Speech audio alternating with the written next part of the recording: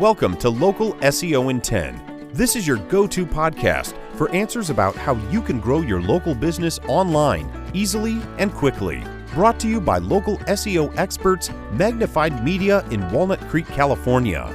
In each 10-minute episode, our digital marketing expert, Adam Duran, answers your questions on how you can get more leads for your business fast. Remember, if you're not taking care of this part of your business right now, you can bet your competitors are. And now, here's our host with the questions, Jamie Duran, and our expert with the answers, Adam Duran. Hello, Adam. Hey, Jamie. How is your week going? It's going great. Really busy.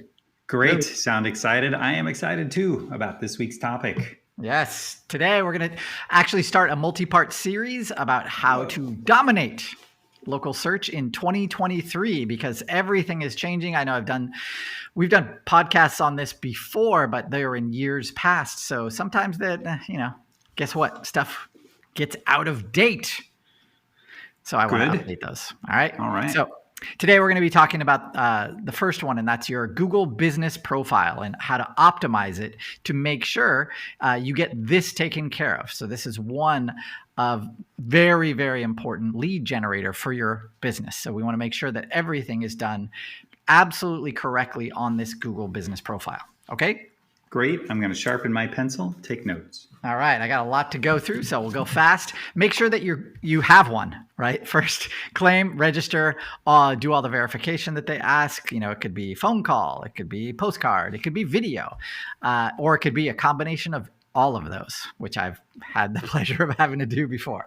So make sure that you do that because obviously without that Google business profile, that your business really won't even be found locally on Google. So makes sense. Yeah. It's you can tell you have one already if you type in your business name and you see like the listing pop up with the stars, hopefully next to the name and your phone number, that kind of stuff. Okay. All right. Next thing, make sure that when you're creating that, or make sure you can go look at your business profile, you're going to make sure that it has, your business name. That's it. Not any other crazy stuff after that name, no keyword stuffing, your address, phone number, all your accurate hours, your service areas are really important. And one thing that a lot of businesses forget, and that's the date they were established. So a lot of times on search results for local businesses, Google will tell you how many years in business your business has been around. So that is a trust factor, right? If you have two identical businesses and one has been around for 25 plus years and then one has been around for 2 years, you're probably going to go with the older business just for because it makes you feel a little more secure. Make sense? So that's one place where Google pulls that information other than your website, which it'll pull from there too. So on your Google business profile, you make sure you put that date. All right. Okay. Next, you want to have an enticing Google business profile description. So that description should include your services, your city names, how long you've been in business, so over 30 years serving Contra Costa County. Understand that it's 750 characters, so if you're going to be using ChatGPT, you're going to have to make sure it's under 750 characters. When you create this description, that first 2 sentences should have that information: services, city names, and how you serve people. The last part I recommend is having kind of the pain, solution, reward kind of formula of what your business does, how you solve people's problems, and what kind of experience they're going to have after using your service. So that is a way to convince them basically to pick up the phone. Okay. All right. Next one, upload some high quality photos, tons and tons and tons of photos. If you have videos, make sure that you do those as well. Understand that the videos that you upload as the owner, what we're seeing is on mobile, those will become the preview image of your listing. So if you have a bunch of listings, you and your competitors lined up on that phone, that image will be a video, so it'll be moving. So it's another great way If you have a moving video, with moving pictures, make sure to put it up on your Google business profile, because that definitely draws attention, because it's a differentiator, right? You have if all of your competitors just have a static photo, that's good. That's better than nothing at all. But that video, that really works, especially skincare industry. Oh boy, that's a good one. All right. Yeah. Make sure when you're also on a lot of your photos, if you have team photos, make sure that everyone's smiling. That's a telltale indicator. If you have a bunch of angry looking employees, don't use that photo. But also have a lot of smiling people throughout the photos. Just that is another differentiating factor, right? You want to be always thinking about the marketing part of your business, and that's happy people. So people want to feel happy after or when they do business with you. Sound good? That sounds great. Yep. All right. Any questions so far? I'll save my questions to the end. All right. Next one.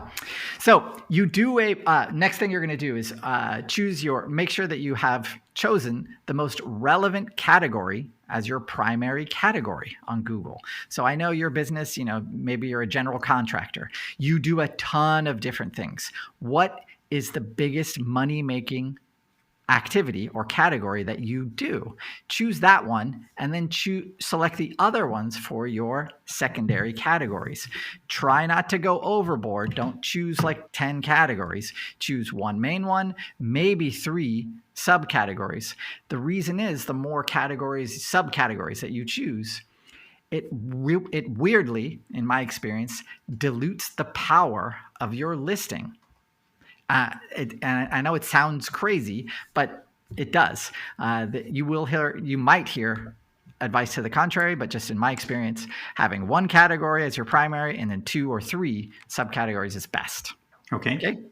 Now that you've created those categories, make sure on your website you have a page for every category, those subcategories. So like I said, if you're a general contractor, you also do kitchen remodel. And kitchen remodeler is a category. Bathroom remodeler is a category. And then contractor might be another category. So on your website, you want that should be keys to telling you Google wants to see those categories on your website as separate web pages. Okay? Yep. Now, once you do that, make sure another thing you want to do is add products or the services Google will take care of most likely. So add products. So like I said, for kitchen remodels, that's a product. So you would have a great photo of a kitchen, explanation of that product, in quotes, add that to your business profile as well. Okay, so every service that you do, make sure that you have a product listed on that Google listing. Okay. All right. Whew. Next one. Time to get reviews, baby. All right. Make sure that you have this. I know this is the bane of small business existence, especially if you're not an ice cream shop and you're not a restaurant. Reviews and getting reviews can be really tough. So there are add-on solutions to this problem, of course. There are businesses that you can hire that say they'll get you reviews. In my experience, it's really tough. It's really, really tough. So the best ones are in-house, meaning you have a person in-house whose responsibility it is to get reviews for you. So they call your customers up and they say, hey, John, or hey, Jamie, can you do me a favor? My boss really is pushing us to get reviews. Can you take out your phone right now and I'll walk you through it? A lot of people do need that kind of hand-holding in order to write you a review. And each one of those reviews is worth big money to your business. So make sure that you have something in place, something that reaches out to customers and gets reviews. And obviously respond to the reviews that you get always. Okay. Yep. All right. Now, last one I'll talk about is Google Posts. So we've done a podcast on Google Posts. They were introduced a few years back. They are basically ways to highlight services or highlight things in your business, like events or like anything, updates to your business, that kind of stuff. These are great places for you to put a lot of keywords. So make sure that you have those Google Posts that you're doing maybe, 2-3 a month. probably enough. But if you want to do more than that, you're welcome to. These are a great way to show Google that you're still an active business and that you are an authority in your area. And those are both really good ranking factors. So creating Google posts, you can, once again, ChatGPT will help out with that, I'm sure, but make sure that you have a lot of good keywords in there. Keywords are things that you want to be found for. Okay? Yep. Woo! Yep. Under 10 minutes, I think. All right, Jamie. Not including my questions. All right, bring it. Let's go. Are we going to talk about Google Guaranteed?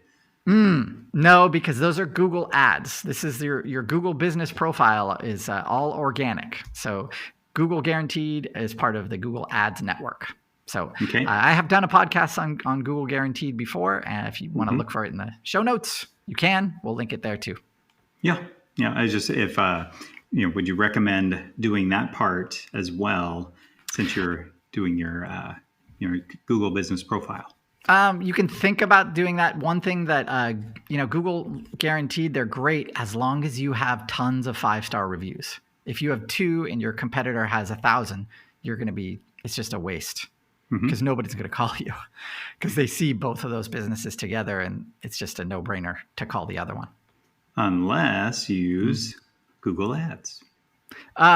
So Google Guaranteed is a little different. So like I said, Jamie, it's a big conversation. Oh, I know. And it's confusing for a lot of customers, but a lot of people listening to our podcast. Google Guaranteed it says your name and your business appear at the very top. It's not open to every business category, but they are very powerful. Like I said, as long as you understand that your ad is going to appear right next to your competitor who's paying for that same placement, and it has the stars next to the names. So different than Google ads or search ads or display ads or YouTube ads or something like that. But yeah, your Google Guaranteed, you have to have that credibility, and that means stars. Got it. Any other questions? Oh yeah, on the reviews. Yes. I, as an ethical business person myself, I don't just ask people who we haven't even done anything with, but if there are people in, say, a networking group or a chamber of commerce, you could, and they know you, like you, trust you, they could actually put that in a Google review. So it might make sense to organize a review party or a review get-together. I recommend those as well. Excellent. When you do them, there are some caveats. I've done a podcast on this earlier this year. But yes, definitely if you meet someone in a business context, I see no problem with asking them for a review. Okay. So yeah, they can definitely speak to your character and your business and how you conduct yourself, which is relevant in my opinion. Any cliffhangers for next week's podcast? No, because next week is actually going to be the news in local search. We'll have a news episode, and then after that, we'll continue with part 2 of how to dominate in 2023. Got it. All right, so it's a 2-week cliffhanger. Yes. Okay. All right. Well, thank you very much, Adam. That's all very, very useful. Virtually every local company needs help in navigating their Google business listing and how to get the most out of it, because it is basically free, and 99% of the people who have a computer use Google's to find, and at least for now. So, but yeah, thank you very much. If Adam referenced several of our previous topics and other podcasts, and so if you do have a question and you want to follow up, go to our website, magnifiedmedia.net. Click on the podcast button and then go ahead and search for something like Google Guaranteed. And chances are there's at least one, if not more, podcasts there.